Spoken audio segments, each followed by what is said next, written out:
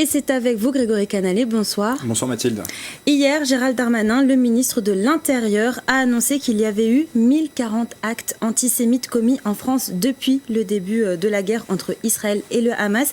Quelle est la situation dans les Yvelines, Grégory ? Les répercussions du conflit se ressentent également dans le département. Pas de chiffres néanmoins à vous donner. La préfecture des Yvelines ne souhaite pas communiquer sur le sujet.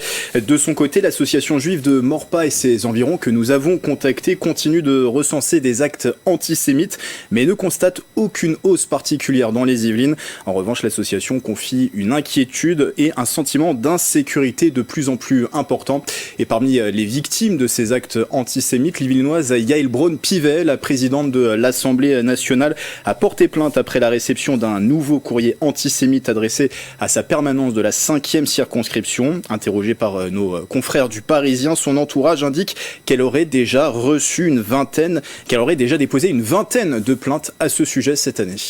Et les agressions à l'encontre des élus persistent dans le département puisque Carl Olive a lui aussi déposé plainte. La semaine dernière, le député Renaissance de la 12e circonscription a également déposé plainte à la suite de menaces de mort proférées à son encontre sur le réseau social X, ex-Twitter. Dans des posts publiés par des comptes anonymes, le parlementaire est représenté face à un individu armé d'un couteau ou encore dans un sac plastique au milieu d'un cimetière.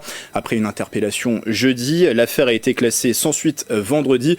Un jour, un de nous y passera, a tweeté l'ancien maire de Poissy, toujours sur le réseau social X. Et à Guyancourt, le golfe national de Saint-Quentin en Yvelines a une nouvelle fois été saccagé. Il a été pris pour cible, ce site olympique, par des activistes dans la nuit de vendredi à samedi. Une partie du green du trou numéro 8 a été ravagée par des coups de pioche, le rendant impraticable. Les dégâts s'élèvent à près de 2 000 €. Des inscriptions ont aussi été retrouvées sur le parcours.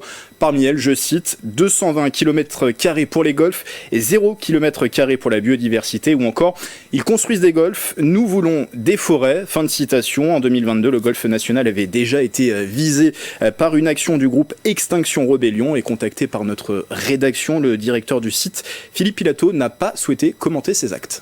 Eh bien, merci beaucoup Grégory Canallet pour toutes ces informations.